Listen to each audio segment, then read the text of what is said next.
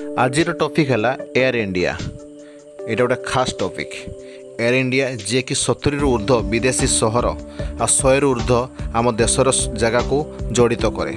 से air India history और Tata group सहित कौन कनेक्शन केमिति टाटा ग्रुप गोटे स्वीट रिवेंज आम गवर्नमेंट उपर नहीं पारा से विषय में जनाऊँगी। एयर इंडिया और टाटा कंपनी हिस्ट्री आ कनेक्शन विषय जाना आगु गोटे स्टोरी मुझे कहवाई चाहूँगी जो बहुत लोग जानी थे कि मुझे ये रिपीट कर दूसरी ताले जो मैंने जान थे भल हम। 1990 टाटा कंपनी टाटा इंडिका गाड़ी को बनई टाटा इंडिका गाड़ी बहुत सक्सेसफुल मॉडल कहीपर। यहाँ रतन टाटांकर गोटे ड्रीम प्रोजेक्ट थिला किंतु किछि वर्ष पर जना पड़ला टाटा कंपनी एते प्रॉफिट करि पारुनी कि टाटा इंडिका को एते बिक्री करि पारुनी। तेणुक टाटा कंपनी डिसाइड कला कार डिविजन टाकू फोर्ड कंपनी को बिक्री कर। फोर्ड कंपनी से चेयरमैन था बिल फोर्ड ताकर मालिक। बिल फोर्ड पाक जो रतन टाटा जाइए अमेरिका को पाखक कार डिविजन को बिक्री करने बिल फोर्ड कमेंट मारिकी कही आपन जदि कार बनया जानी ना ताले कार बिजनेस पशुंट कौन पाई। पुणी ता उपरको आ गोटे कथा कहते आमे तुमको दया करवा जदि आमे टाटा कंपनी को अख्तियार करवा। अपमानित हो रतन टाटा से दिन से कंपनी न बिकिकी भारत फेरी आसते। समय बदलला टाटार कार डिविजन टिके उन्नति कला। 9 वर्ष पर 2008 रे टाटा कंपनी फोर्डर मार्का मारा ब्रांड जागुआर लैंड रोवर को किणी से दिन बिल फोर्ड रतन टाटा को धन्यवाद जनइले। फोर्ड और टाटार कहानी शुणी सारा पर एबे आसीबा आम टॉपिक को। जहांगीर रतनजी दादा भई बा जेआरडी टाटा गोटे एयरलाइन 1932 आरंभ करते आ ना रखते टाटा एयरलाइंस। वर्ष 1946 रे माने आम स्वाधीनतार गोटे वर्ष आगु टाटा एयरलाइन नाम बदल करके एयर इंडिया रखागला। 1948 रे एयर इंडिया इंटरनेशनल फ्लाइट आरंभ करथिला यूरोप जाए। एयर इंडिया इंटरनेशनल प्रथम इंडियार पीपीपी मॉडल कराइला। आ सबुठ इंटरेस्टिंग कथा है जहांगीर रतनजी टाटा बा जेआरडी टाटा से इंडियार फास्ट पायलट। 1953 सरकार एयर कॉर्पोरेशन एक्ट टाटांकर अनिच्छा सत्ते नहीं आसते जो 8टी स्वाधीन घरे विमान सेवा को मिसेकी इंडियन एयरलाइंस गठन कराला। Air India, Deccan Airways India, Bharat Airways, Himalayan aviation, स्वर्गत बिजू बाबूंकर कलिंग एयरलाइंस आम ओडिशार थिला तार मेन ऑफिस थिला कोलकाता रे। इंडियन नेशनल एयरवेज आउ एयर सर्विस ऑफ इंडिया।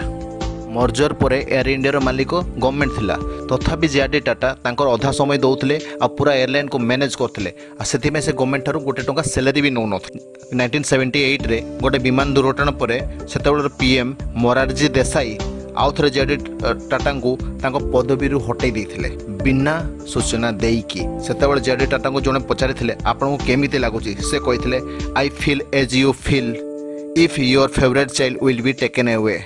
मुझे फिल करुच्ची जमी तुम्हें फिल कर जो तुम फेवरेट छुआ को तुम पाखु छड़े नि जाए।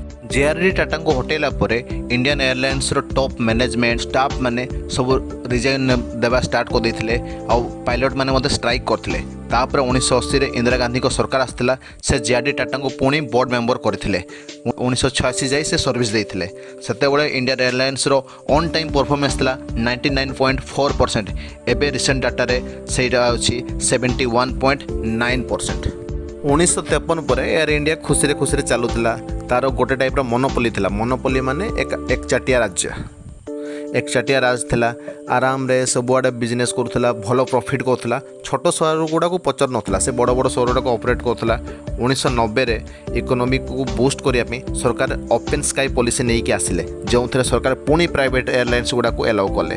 Jet Airways, Spice Jet, Air Sahara, Indigo, Go Air, Air Asia परी कंपनी आसिक सस्ता और भल कॉम्पिटिटिव सर्विस देले। एथर एयर इंडिया धीरे धीरे लॉस होगा स्टार्ट है। उड़ा जहाज उड़वा लोक बढ़ी चलले किंतु एयर इंडिया उल्टा लॉस कर चलला।